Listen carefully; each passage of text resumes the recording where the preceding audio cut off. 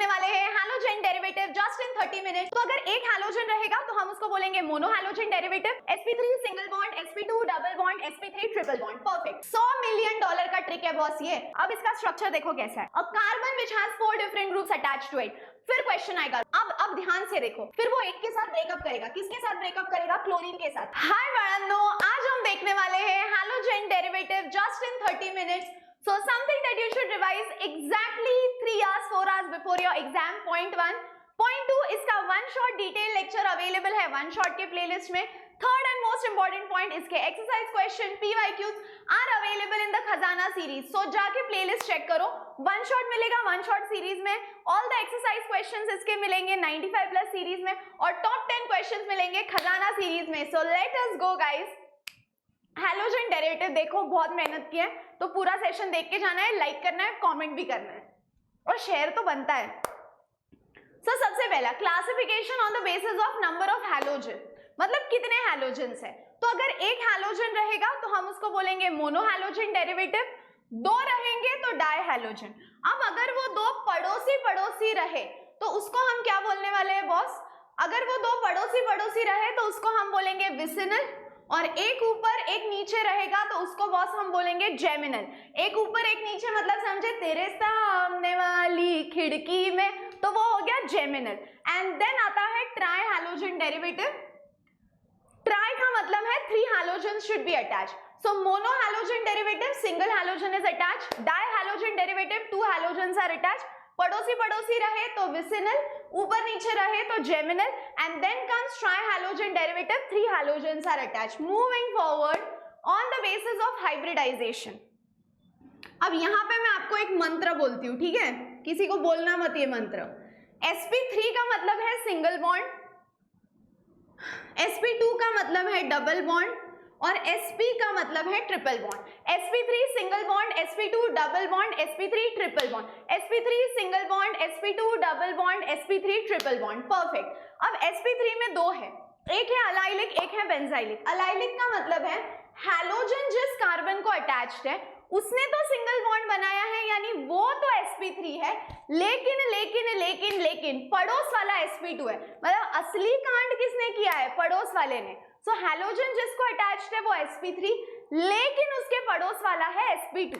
Okay boss. फिर आता है बेंजाइलिक। अच्छा, sp3 क्यों बोला मैं आपने इसको? क्योंकि इसने तो सिंगल बॉन्ड बनाया और पड़ोस वाले ने डबल बॉन्ड, तो वो हो गया sp2। बेंजाइलिक, बेंजाइलिक मतलब हैलोजन जो है वो कार्बन को अटैच्ड है और फिर वो कार्बन बेंजीन रिंग को अटैच्ड है, उसको हम बोलेंगे बेंजाइलिक। सो अलाइलिक हैलोजन कार्बन को अटैच्ड है जो sp3 है, लेकिन पड़ोस वाला sp2 है। सो असली कांड बाजू वाले ने किया है। बेंजाइलिक हैलोजन कार्बन को अटैच्ड है और फिर वो कार्बन बेंजीन रिंग को अटैच्ड है।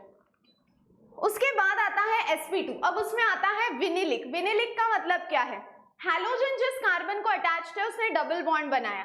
हैलोजन जिस कार्बन को अटैच्ड है उसने डबल बॉन्ड बनाया, मतलब कि sp2। So halogen is directly attached to sp2, vinylic. Aryl halogen is directly attached to benzene ring. Clear है boss? Give me a yes और no. Okay. Allylic halogen carbon को attached है जो sp3 है, पड़ोस वाला sp2 है। Benzylic halogen carbon को अटैच्ड है, कार्बन बेंजीन रिंग को अटैच्ड है। sp2 में आता है विनिलिक, हैलोजन कार्बन को अटैच्ड है, उसी ने डबल बॉन्ड बना दिया। अराइलिक हैलोजन सीधा बेंजीन रिंग को अटैच्ड है। और एंड में आता है sp3 which is hello alkyne. Hello alkyne का मतलब है हैलोजन जिस कार्बन को अटैच्ड है उसने ट्रिपल बॉन्ड बनाया है, यानी वो है sp हाइब्रिडाइज्ड।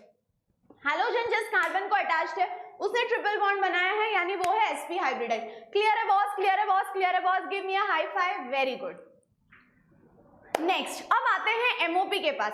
मैंने सारे MOP एकदम बढ़िया ट्रिक से लिख के रखे हैं, ध्यान से देखो, देखो मगर प्यार से देखो देखो देखो। अल्कोहल है, इसका OH और इसका H मिलकर देंगे पौनी H2O, फिर CH3Cl बन गया। इधर भी इसका OH और H मिलकर देंगे H2O, बन गया CH3Br। अब इनमें से कोई भी आने दो, PCl3, PCl5, SOCl2। $100 मिलियन का ट्रिक है बॉस ये। PCl3 आने दो, PCl5 आने दो, SOCl2 आने दो, सीधा OH को निकालो और उसके जगह Cl लगाओ। सीधा OH को निकालो और उसके जगह Cl लगा। सो PCl3 आने दो, PCl5 आने दो, SOCl2 आने दो, सीधा OH को निकालेंगे और Cl को लगाएंगे। क्लियर है boss? Give me a yes और नो। OH और H निकल गया, CH3Cl, OH और H निकल गया, CH3Br, और PCl3, PCl5, SOCl2 कुछ नहीं करना है, सीधा OH निकालना है, Cl निकालना है। This is the trick my dear बच्चा पार्टी। चलो आगे। नेक्स्ट है 6 मार्कोनिकॉव्स रूल। अब इसमें क्या होता है, जो नेगेटिव पार्ट है यानी जो Cl है, जो नेगेटिव पार्ट है वो ऐसे कार्बन को जाएगा, कैसे कार्बन को जाएगा, ऐसे कार्बन को जाएगा जिसके पास कम हाइड्रोजन है। तो Cl गया सेकेंड कार्बन को और H गया फर्स्ट कार्बन को, इसको हम बोलेंगे मार्कोनिकॉव्स रूल। Cl गया सेकेंड कार्बन को, H गया फर्स्ट कार्बन को। क्लियर है बॉस? क्लियर है बॉस? क्लियर है बॉस? Very good. उसके बाद आता है एंटी मार्कोनिकॉव्स रूल। अब एक बात याद रखनी है, एंटी मार्कोनिकॉव्स रूल सिर्फ दो ही चीजें इसके साथ होगा, एक है HBr और दूसरा है H2O2। So the mandatory compulsory condition is that it will happen only with HBr and H2O2। अगर ये दो होंगे तो ही एंटी मार्कोनिकॉव्स रूल होगा। तो Br जाएगा और फर्स्ट कार्बन को लगेगा, H जाएगा और सेकेंड कार्बन को लगेगा। सो मार्कोनिकॉव्स में जो भी ग्रुप होगा वो सेकेंड कार्बन को लगेगा, लेकिन एंटी मार्कोनिकॉव्स में Br जाके लगेगा फर्स्ट कार्बन को। क्लियर है बॉस? चलो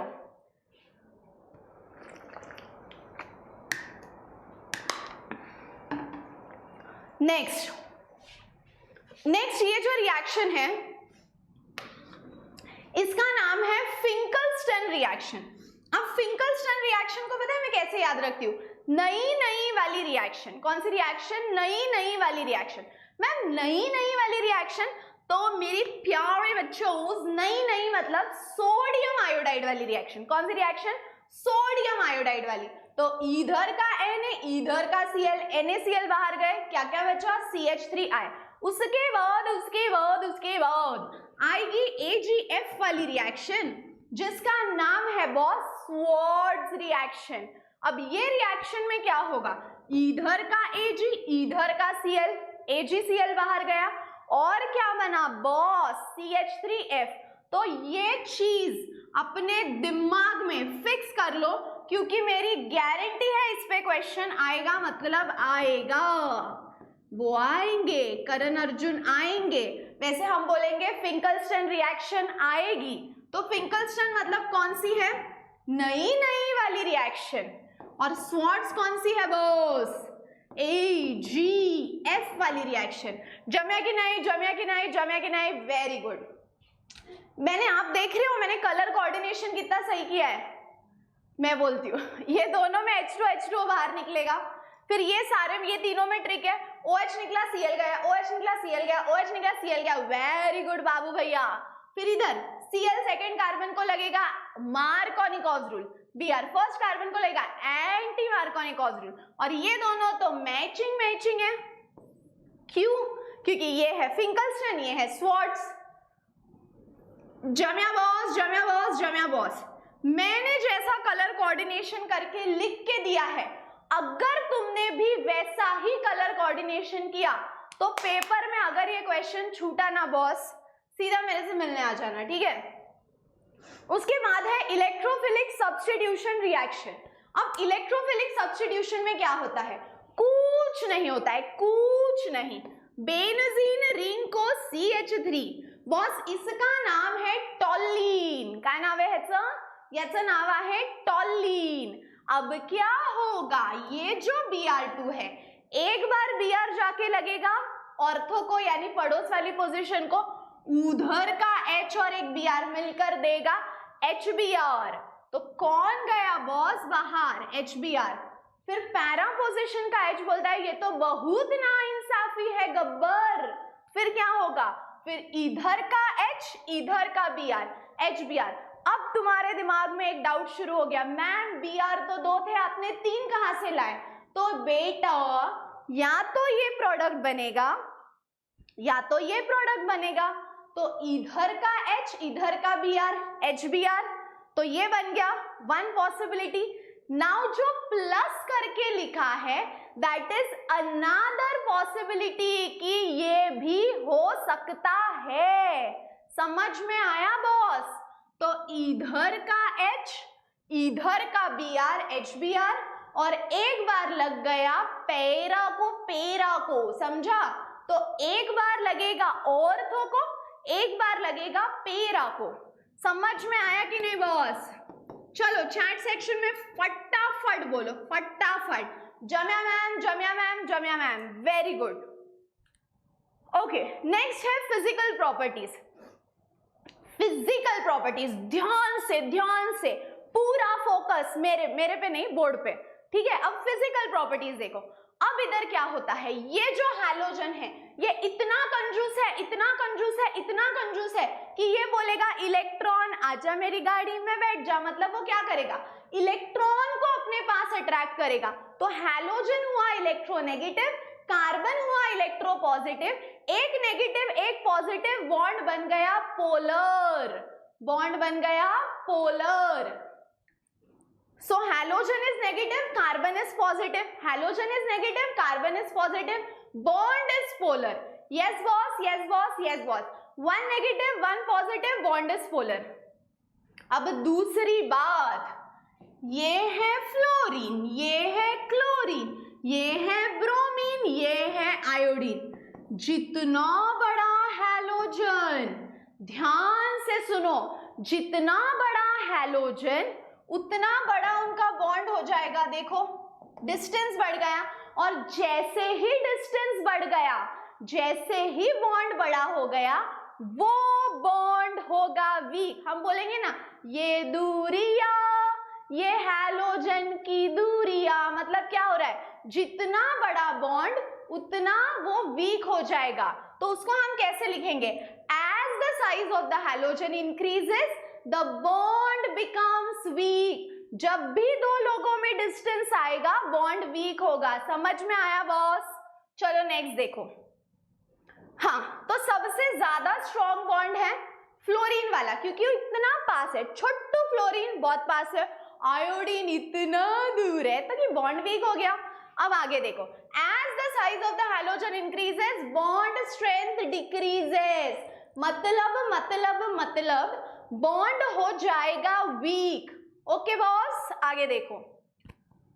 अब अगर ये तो पहला हो गया, हैलोजन की साइज ज्यादा होगी बॉन्ड वीक हो जाएगा। दूसरा, अब अगर ब्रांचिंग ज्यादा होगी, अगर उसको हमने सब जगह से खींच लिया, तू इधर आ, तू इधर आ, तू इधर आ, तो बॉन्ड और वीक हो जाएगा।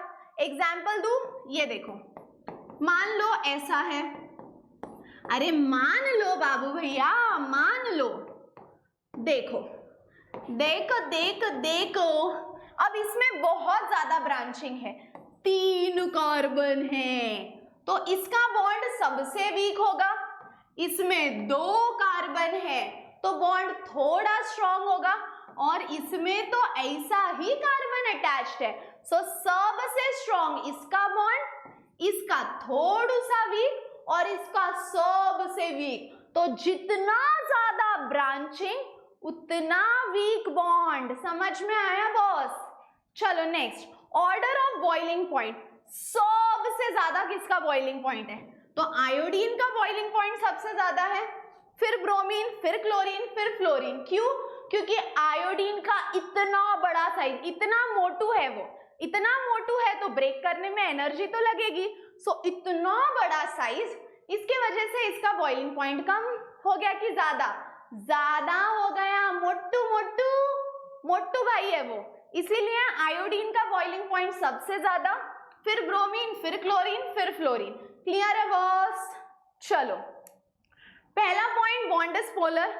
दूसरा पॉइंट, जितना ज्यादा साइज होगा हैलोजन का बॉन्ड वीक होगा, फिर जितना ज्यादा ब्रांचिंग उतना बॉइलिंग पॉइंट कम, और फिर आता है बॉइलिंग पॉइंट का order, iodine, bromine, chlorine, fluorine, iodine, bromine, chlorine, fluorine. चलो फिर, चलो नेक्स्ट, कायरल कार्बन। अब कार्बन की अपनी फैंटेसी है। कार्बन बोलता है यार अगर मैंने सिर्फ एक के साथ बॉन्ड बनाया तो मेरे को मजा नहीं आएगा, तो अपन एक स्टंट करेंगे। क्या स्टंट? कि अपन 4 अलग ग्रुप के साथ बॉन्ड बनाएंगे तो मेरी आत्मा को थोड़ा अच्छा लगेगा। ऐसा बोलकर ये कार्बन करता क्या है? तो ये कार्बन 4 अलग ग्रुप के साथ बॉन्ड बनाता है। तो ये कार्बन जब 4 अलग ग्रुप के साथ बॉन्ड बनाएगा उसको हम बोलेंगे chiral carbon. Carbon which has 4 different groups attached to it. वो कार्बन है ना थोड़ा कैरेक्टर ढीला है, ऐसा है वो बोलता है यार एक के साथ तो बॉन्ड बना के मजा नहीं आएगा, तो मैं एक काम करूंगा 4 के साथ बॉन्ड बनाऊंगा और चारों ग्रुप अलग होंगे। तो when carbon has 4 different groups attached to it we call it a chiral carbon. अब देखो 2-chlorobutain, अब इसका स्ट्रक्चर देखो कैसा है। C, इधर है CH3, इधर है Cl, इधर है C2H5, इधर है H, ठीक है। सो CH3 CH3, अरे काय झालं तुला? अहो बोला ना, थांबा थांबा। हे बघा देखो CH3 Cl C2H5 H, चारों ग्रुप्स अलग अलग है, तो बॉस ये हुआ कायरल कार्बन, ये हुई उसकी mirror image Cl C2H5 H CH3। समझ में आया बॉस? यहां से क्वेश्चन आता है right the optical activity of 2-chlorobutain, तब आप ये लिखोगे। सो CH3C Cl C2H5 H, CH3C Cl C2H5 H। Okay boss, okay boss, okay boss, very good. Next, कभी कभी आपको वो लैक्टिक एसिड का भी ऑप्टिकल एक्टिविटी पूछ सकते हैं for 2 marks. Right the optical activity of lactic acid, तो हम ये लिखेंगे C CH3 OH H COOH। अब देखो इसका mirror image COH CH3 H COOH। तो क्वेश्चन क्या आएगा? What is a chiral carbon? A carbon which has 4 different groups attached to it। फिर क्वेश्चन आएगा right the optical activity of 2-chlorobutain, तो boss ये लिखोगे। क्वेश्चन आया right the optical activity of lactic acid, तो ये लिखोगे। क्लियर है boss? Give me a yes और no in the chat section. Okay, next है प्लेन पोलराइज्ड लाइट। अब ये प्लेन पोलराइज्ड लाइट क्या है? ध्यान से सुनो बाबू भैया, देखो मगर प्यार से देखो, ध्यान से देखो, ध्यान से ध्यान से। Radio radio radio radio. Okay देखो ये है लाइट, ये है लाइट, इसको हम बोलेंगे ऑर्डिनरी लाइट। ऐसी लाइट जो हर डायरेक्शन में प्रोपोगेट करी हो, आगे से भी, पीछे से भी, साइड से भी, ऊपर से भी, नीचे से भी। A light which is vibrating in all possible direction. वो लाइट अपना मस्त डांस कर रही है, ब्रेक डांस कर रही है, ऐसा ऐसा ऐसा ऐसा, वो हुई ordinary light. A light which vibrates in all possible direction. फिर मैंने वो लाइट को पास कर दिया, वो लाइट को भेज दिया। मैम कहाँ भेज दिया? तो निकोल प्रिज्म में डाल दिया, इसको बोलेंगे प्रिज्म। अब प्रिज्म में डाल दिया तो ये जो ऐसा ऐसा ऐसा ब्रेक डांस कर रही थी लाइट, अब वो सीधा हो गई है। तो लाइट अब ऐसी हो गई है, ऐसे ऐसे कर रही थी, अब वो ऐसी हो गई है, तो उसको हम बोलेंगे प्लेन पोलराइज्ड लाइट। इसका मतलब क्या है? इसका मतलब क्या है? लाइट विच वाइब्रेट्स या ऑसिलेट्स बोल दो, light which oscillates in only one direction perpendicular to the plane of propagation। Perpendicular समझता है क्या तुम लोग को? ऐसा 90 डिग्री फॉर्म हो रहा है, तो लाइट ऐसी आ रही थी, अब वो ऐसी ऑसिलेट होने लग गई। So light which vibrates in only one direction perpendicular to the plane of propagation. समझ में आया boss? Light having oscillation only in one plane perpendicular to the direction of propagation. ऐसी ऐसी ऐसी ऐसी ऐसी ऐसी थी पहले, निकोल प्रिज्म से पास किया, ऐसी हो गई, ऐसी हो गई, ऐसी हो गई, perpendicular to the direction of propagation. जहां से वो आ रही है उसको अब वो परपेंडिकुलर हो गई। परपेंडिकुलर मतलब 90 डिग्री। Next optical activity.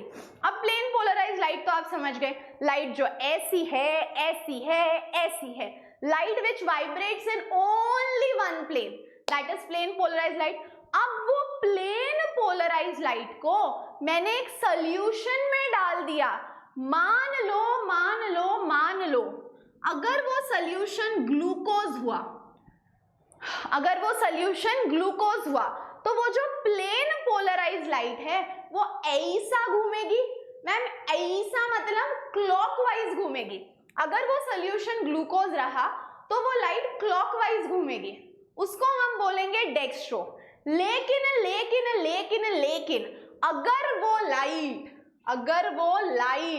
अगर वो लाइट बेटा फ्रुक्टोज रही, क्या रही? फ्रुक्टोज, तो वो लाइट ऐसी जाएगी, यानी एंटी क्लॉकवाइज डायरेक्शन में जाएगी।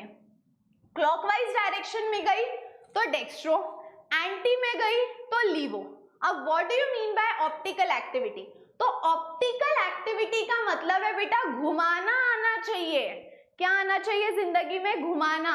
लेकिन किसको घुमाना? लाइट को घुमाना। तो ऑप्टिकल एक्टिविटी मतलब the ability of a solution, वो सॉल्यूशन में वो पावर होनी चाहिए। किस में पावर होनी चाहिए? सॉल्यूशन में। The ability of a solution to rotate, घुमाना आना चाहिए। The ability of a solution to rotate the plane polarised light, यानी ये light PPL, the ability of a solution to rotate the plane polarised light in the dextro मतलब clockwise या in levo anticlockwise direction. अब आप बोलोगे ma'am dextro है कि लीवो है, आपको कैसे पता चला? तो ग्लूकोज रहा तो डेक्स्ट्रो जाएगी, फ्रुक्टोज रहा तो लीवो जाएगी। So what is optical activity? तो बेटा ऑप्टिकली एक्टिव सॉल्यूशन मतलब जिसको घुमाना आता है, घुमाना आना चाहिए। तो if that solution can rotate the light either in the dextro or in the levo, we call it as a optically active solution. The ability of a solution to rotate the plane polarized light in the dextro or in the levo direction is called as optically active solution. Next, racemic mixture. अब देखो मैंने बोला, ma'am ने क्या बोला? Glucose लिया तो clockwise घूमेगा, फ्रुक्टोज लिया तो एंटी क्लॉकवाइज घूमेगा। मान लो ग्लूकोज 50% लिया, फ्रुक्टोज 50%। अब ग्लूकोज बोलेगा मुझे आगे जाना है, फ्रुक्टोज बोलेगा मुझे पीछे जाना है। फिर ना तो लाइट क्लॉकवाइज जाएगी ना एंटी क्लॉकवाइज। वो केस में क्या होगा? पहले जैसे थे अभी भी वैसे ही है। तो ये सॉल्यूशन ने लाइट को घुमाया क्या बॉस? नहीं घुमाया। तो इस लाइट को हम बोलेंगे racemic mixture. Racemic mixture light को घुमा पाता है क्या? नहीं। जो घुमा पाता है वो ऑप्टिकली एक्टिव, जो घुमा नहीं पाता वो ऑप्टिकली इनएक्टिव। तो रेसमिक मिक्सचर मतलब वो तो लाइट को घुमा ही नहीं पाया, तो इसका मतलब क्या है? और racemic mixture is optically inactive, घुमाया ही नहीं। और racemic mixture is optically inactive है, ये तो समझ में आया। फिर उसमें है क्या? It is a equimolar mixture of dextro and levo rotatory compound. जो कंपाउंड डेक्स्ट्रो को घुमाता है यानी ग्लूकोज, जो लीवो को घुमाता है वो फ्रुक्टोज, दोनों का 50-50 ले लिया। It is a equimolar mixture of dextro and levo rotatory compound. अब उसकी वजह से क्या होता है? ड्यू टू ऑपोजिट डायरेक्शन, एक बोलेगा आगे आगे आगे, एक बोलेगा पीछे पीछे पीछे, तो एक ऐसा एक ऐसा, एक ऐसा एक ऐसा, एक ऐसा एक ऐसा, तो उसके वजह से दोनों एक दूसरे का रोटेशन कैंसल आउट करेंगे। इसका मतलब क्या है? देख, cancel out each other rotation और लाइट वैसी की वैसी रहेगी। तो ऑप्टिकली एक्टिव, एक्टिव मतलब जो घुमा पाएगा या तो डेक्स्ट्रो में या लीवो में। रेसमिक मतलब जो नहीं घुमा पाएगा। So a racemic mixture is optically inactive. वो क्या करता है? It one will rotate in the dextro, one will rotate in the levo, but उसके वजह से लाइट कहीं नहीं घूमती और वो पीपीएल ही रहती है। सो a racemic mixture is optically inactive. It is equimolar mixture of dextro and levo rotatory compound. Due to opposite rotation, they cancel out each other's rotation and light remains as PPL. Next, enantiomers. अब enantiomer का मतलब क्या है boss? enantiomer मतलब वो दोनों एक दूसरे के मिरर इमेजेस है, तू जैसे दिखेगा मैं भी वैसे ही दिखूंगा, दोनों एक दूसरे के मिरर इमेजेस है, लेकिन लेकिन लेकिन लेकिन दोनों एक दूसरे के non super imposable mirror images है। नॉन सुपर इम्पोजिबल का मतलब है अगर मैंने एक के पीछे दूसरे को छुपाया तो दूसरा नहीं छुपेगा। अगर मैंने बोला, वो तारक मेहता में पोपटलाल है ना, ऐसा पोपटलाल, अगर मैंने बोला अब मैं पोपटलाल के पीछे हाथी को छुपाऊंगा तो is it possible? Not possible. तो वो हुआ non super imposable. Non super imposable का मतलब है एक के पीछे दूसरा नहीं छुपेगा। जब एक के पीछे दूसरा नहीं छुपेगा वो हुआ नॉन सुपर इम्पोजिबल। पोपटलाल के पीछे हाथी नहीं छुप सकता, so that is non superimposable. So what are enantiomers? Enantiomers are optical isomers which are non superimposable mirror images of each other, which are non superimposable mirror images of each other. Next है chemical reactions. अब देखो बहुत सीधी बात, no बकवास, एकदम सीधी बात है, देख के समझ में आ रहा है। एक्वियस KOH है, K और Cl बाहर, OH लग गया।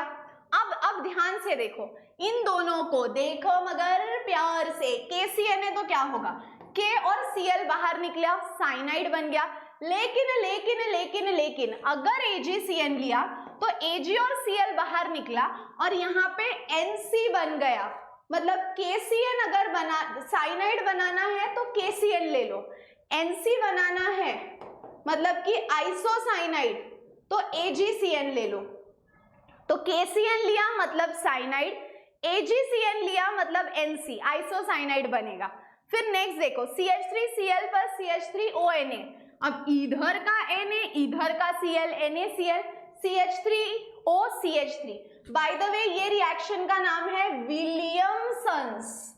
ओके बॉस, नेक्स्ट देखो, फिर ये है सिल्वर एसीटेट। सिल्वर मतलब Ag, CH3 मतलब एसिड और COO मतलब 8, सिल्वर एसीटेट। तो बॉस इधर क्या हुआ देखो, AgCl बाहर, CH3COO CH3, उसके बाद CH3Cl plus KNO2। अब KNO2 लिया ना बेटा तो ONO मिलेगा, इसको हम बोलेंगे नाइट्राइट। क्या बोलेंगे बॉस? नाइट्राइट। कुछ नहीं हुआ, K और Cl बाहर, ONO लग गया, दिस इज नाइट्राइट। अब AgNO2 लिया तो क्या होगा देखो, Ag और Cl बाहर निकल गए। अब इधर बन गया CH3NO2, इसको बॉस हम बोलेंगे नाइट्रो। क्या बोलेंगे बॉस हम इसको? नाइट्रो। तो नाइट्राइड बनाना होगा तो ONO, नाइट्रो बनाना होगा तो AgNO2। Give me a yes और no. So cyanide KCN, isocyanide AgCN, nitride बोला तो KNO2, नाइट्रो बोला तो AgNO2। सिंपल है, सिंपल। नेक्स्ट डिहाइड्रोहैलोजिनेशन, क्लोरीन जिसको अटैच्ड है वो है अल्फा। अब देखो ये इसके पड़ोस वाले दो होते हैं बीटा, क्लोरीन जिसको अटैच्ड है वो है अल्फा, उसके पड़ोस के दो बीटा। अब मान लो K और Cl बाहर निकल गए, KCl, फिर अगर OH और ये वाला H बाहर निकला, OH और ये वाला, ये देखो ये दो अगर बाहर निकले तो डबल बॉन्ड सेंटर में आएगा। ये दोनों अगर बाहर निकले तो डबल बॉन्ड सेंटर में आएगा। लेकिन लेकिन लेकिन लेकिन अगर ये और ये बाहर निकले तो डबल बॉन्ड फर्स्ट पोजीशन पे आएगा। तो इधर बन गया ब्यूट 1 इन। इस पे क्वेश्चन कैसे आता है, शो द डिहाइड्रोहैलोजिनेशन ऑफ 2-chlorobutain। इस पे कैसा क्वेश्चन आएगा, शो द डिहाइड्रोहैलोजिनेशन ऑफ 2-chlorobutain। सो कुछ नहीं करना है, Cl और ये H बाहर निकालो तो फर्स्ट पे डबल बॉन्ड आएगा, Cl और पड़ोस वाला निकाला तो सेकंड पे आएगा। Okay boss, okay boss, okay boss. जब सेकंड पे आता है तो वो होता है मेजर, जब सेकंड पे आता है तो वो होता है मेजर। चलो नेक्स्ट रिएक्शन विद मेटल। अब इसको हम बोलेंगे वुड्स कपलिंग। कपलिंग क्यों? कपल का मतलब होता है टू बेटा, आजकल तो बोल नहीं सकते लेकिन कपल का मतलब होता है टू। तो वुड्स कपलिंग मतलब क्या है कि दो रिएक्टेंट के दो दो यूनिट्स ले लो, CH3Cl CH3Cl plus twice Na। अब ये Na ये Cl NaCl, दूसरा Na, दूसरा Cl, ट्वाइस NaCl, CH3 साथ में आके बना दिया इथेन।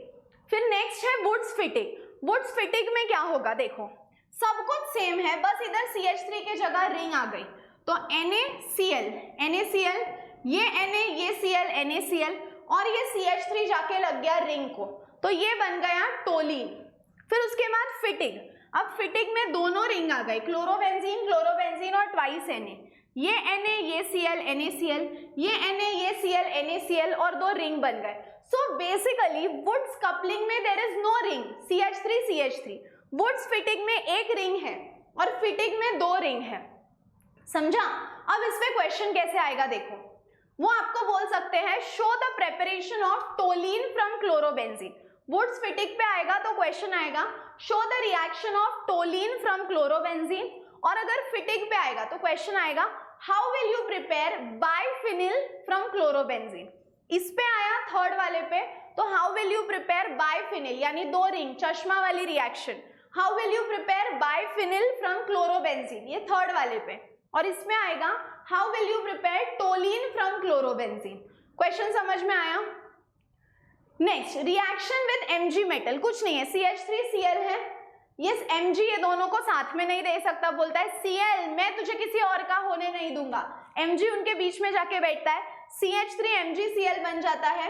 इसको बेटा हम बोलेंगे ग्रिगनार्ड रिएजेंट। कौन सा reagent, Grignard reagent. Okay boss, चलो हाँ इस पे ना एक और ऐसा क्वेश्चन आता है, इधर मान लो क्लोरोबेंजीन दे दिया और इधर Mg दे दिया, अब आप क्या करोगे, तो एरो पे ड्राई ईथर लिख देना, ड्राई ईथर, और फिर इधर chlorobenzene MgCl। Okay okay boss, okay boss, okay boss, चलो हाँ नेक्स्ट है रिएक्शन विद हैलोअरीन्स। कुछ नहीं है, क्लोरोबेंजीन को Cl2 के साथ करो, एक बार लग गया ऑर्थो को, एक बार लग गया पैरा को, इधर का H और Cl HCl, एक बार पैरा को लग गया, उधर का H और Cl HCl, फिर नाइट्रेशन मतलब HNO3 ऐड करो, कैसे स्प्लिट होगा, O-NO2, HNO3 कैसे स्प्लिट होगा, O-NO2, एक बार NO2 जाके लगेगा ऑर्थो को, फिर उधर का H और ये वाला OH H2O, एक बार NO2 जाके लगेगा पैरा को, उधर का H और OH H2O। सो कुछ नहीं, हैलोजनेशन में Cl एक बार ऑर्थो को, एक बार पैरा को, नाइट्रेशन में NO2 एक बार ऑर्थो को, NO2 एक बार पैरा को। Okay boss. Next sulphonation. Sulphonation मतलब सल्फ्यूरिक एसिड ऐड करो, H2SO4, ये कैसे स्प्लिट होगा, OH और SO3H, एक बार SO3H जाके लगेगा ऑर्थो को, उधर का H और OH H2O, एक बार SO3H जाके लगेगा पैरा को, उधर का H और OH H2O। क्लियर है बॉस, चलो नेक्स्ट है SN1 रिएक्शन, बहुत ही ज्यादा इंपॉर्टेंट है। SN1, S का मतलब है सब्स्टिट्यूशन, N का मतलब है न्यूक्लियोफिलिक, 1 का मतलब है unimolecular. S stands for substitution, N nucleophilic, 1 unimolecular. अब देखो क्लोरीन है, सेंटर में कार्बन है, CH3 दैट्स इट। अब अपने को वो Cl को निकाल के नए स्पीशीज को डालना है, बट बेटा जब तक पुराने बॉन्ड का ब्रेकअप नहीं होगा नया बॉन्ड कैसे बनेगा, तो पहली स्टेप है कि पहले ब्रेकअप करो फिर नया बॉन्ड बनाओ। फिर स्टेप 1 में होता है ब्रेकअप, ये क्लोरीन देखो बाहर निकल गया, अब स्ट्रक्चर हो गया रिलैक्स, और स्टेप 1 में कार्बन पर पॉजिटिव चार्ज आया, इसको हम बोलेंगे carbocation. So step 1 is formation of carbocation. मुझे जगह नहीं थी ऊपर, बट आप लिख लो, स्टेप 1 ब्रेकअप की स्टेप है, ठीक है। और बेटा ब्रेकअप हो रहा है, दुख तो हो रहा होगा, तो स्टेप स्लो है, so step 1 is slow, step 1 is slow. क्यों, क्योंकि ब्रेकअप हो रहा है ना, और ब्रेकअप में तो टाइम लगता है, तो स्टेप 1 में Cl बाहर चला गया और कार्बन पर पॉजिटिव चार्ज आ गया, और पॉजिटिव चार्ज मतलब carbocation. So step 1 is formation of carbocation. फिर स्टेप 2 में अब देखो ब्रेकअप हो गया, अब तो केमिस्ट्री का दस्तूर है, एक जाएगा तो दूसरा आएगा, फिर OH बोलता है चलो अब मेरी बारी, अब OH को कार्बन के साथ बॉन्ड बनाना है। अब अगर उसने फ्रंट अटैक किया तो पहले जैसा बनेगा, उसको हम बोलेंगे 50% रिटेंशन। OH ने अगर बैक अटैक किया तो उसको हम बोलेंगे 50% इन्वर्जन। तो दो प्रोडक्ट बने, एक है इन्वर्जन, एक है retention. Step 1 formation of carbocation, step 2 में अटैक होगा, अटैक ऑफ न्यूक्लियोफाइल। ये है SN1 के फीचर्स। 2 स्टेप रिएक्शन है, एक कैटलिस्ट के प्रेजेंस में होती है, उसको हम बोलेंगे polar protic solvent. Two products are form, 50% inversion 50% retention. जो रिएजेंट है वो वीक है। फिर SN1 है तो यूनिमोलिक्यूलर। ये किस में ज्यादा होता है, 3 degree 2 degree 1 degree. Rate depends on the substrate. इसको आप कैसे याद रख सकते हो, देखो ऑर्डर SN1 है ना तो 1 से एंड होगा, 3 2 1। 1 है ना तो 1 से एंड होगा, 3 2 1। उसके बाद SN2। अब SN2 तो एक ही स्टेप में सब हो रहा है। OH को बॉन्ड तो बनाना है, लेकिन Cl बोलेगा मैं तो ब्रेकअप करूंगा ही नहीं। फिर OH बोलता है ठीक है भाई बेटर है वही, मैं बॉन्ड बना लेता हूं। तो OH क्या करेगा, ये देखो यहां से अटैक करेगा, OH यहां से अटैक करेगा। अब उसमें क्या हो गया ना, Cl इधर से अटैच्ड है, OH इधर से अटैच्ड है। ये जो इंटरमीडिएट स्टेज है इसको हम बोलेंगे transition state which is unstable, क्योंकि एक साइड से क्लोरीन अटैच है, एक साइड से OH। अब कार्बन बोलेगा भाई 5 तो मैं नहीं संभाल सकता, 4 तक ठीक था। फिर वो एक के साथ ब्रेकअप करेगा, किसके साथ ब्रेकअप करेगा, क्लोरीन के साथ, और 100% बॉन्ड बन जाएगा OH के साथ। So this is 100% inversion. SN1 में क्या हो रहा था, OH एक बार यहां से अटैक कर रहा था, OH एक बार यहां से अटैक कर रहा था और एक बार यहां से अटैक कर रहा था। सो 50% इन्वर्जन 50% रिटेंशन। लेकिन SN2 बोलता है इतना दिमाग को टेंशन नहीं चाहिए, मैं पूरा का पूरा अटैक यहीं से करूंगा। सो SN2 में बन गया 100% inversion. So it is a 1 step process. तो आप ऐसे याद रख सकते हो, SN1 है ना तो जो 1 है वो 2 स्टेप वाली है, और जो SN2 है वो 1 स्टेप वाली है। ठीक है, उल्टा SN1 है, 1 है तो 2 स्टेप, और जो SN2 है वो 1 स्टेप। और मैंने कैसे याद रखने बोला आपको, SN1 है ना तो 1 से एंड होगा, 3 2 1। ठीक है, फिर इसका उल्टा याद रखो SN2, ये कैसे होगा, 1 2 3। समझा बॉस? तो चलो अब इसके फीचर्स देखो।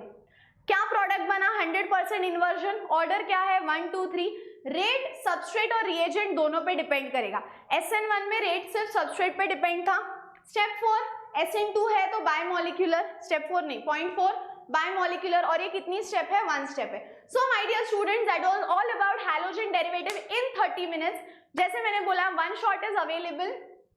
और जाने से पहले एक बहुत ही इंपॉर्टेंट रिमाइंडर कि बेटा सबसे इंपॉर्टेंट चीज आप कैसे मिस कर सकते हो, mega Vedantu scholarship admission test which is back, और ये साल में से एक ही बार होता है, और इसके बहुत अमेजिंग प्राइजेस है, रजिस्ट्रेशन भी फ्री है, बड़े बड़े प्राइजेस जैसे कि सिंगापुर ट्रिप, आईफोन, लैपटॉप, इतना सब कुछ मिल रहा है। बट कब होने वाला है ये exam, 4th, 5th, 11th and 12th of October in 4 offline centers in Pune, which is PCMC, Swargate, Siagar Road and Aun. Do not miss this golden opportunity. और भैया ये तो भूल ही नहीं सकते कि सबसे बड़ा साल में जो एक बार आता है फ्रीडम सेल आ रहा है, जहां पे प्राइजेस 79% ऑफ है, but it is available only till 17th of August। Literally prices इतने ज्यादा ड्रॉप डाउन है कि भाई 1500 से ज्यादा शॉपिंग कर लेते हैं अपन, और यहाँ पे 1500 में पूरा का पूरा जेई का बैच अवेलेबल है। तो बेटा और कुछ कैसे आप सोच सकते हो कि recorded lectures, live lectures, doubt solving, notes, Telegram group, इतना सब कुछ मिल रहा है। So if you are in class 11th you have 2 options, एक तो मौर्या यानी जेई का 1 ईयर बैच ले लो या 2 ईयर बैच ले लो। ठीक है, दोनों ऑप्शंस अवेलेबल है। अगर बुक्स की सॉफ्ट कॉपी चाहिए तो आप प्राइम 1 ईयर ले सकते हो, अगर आपको हार्ड कॉपी चाहिए तो कॉम्बो ले सकते हो, जिससे books will be delivered at your doorstep. So my dear students, that was all about halogen derivative. See you all in the next video. 1 shot video देखना मत भूलना। तब तक हंसते रहो, खेलते रहो, खुश रहो, be positive, keep smiling. Bye bye.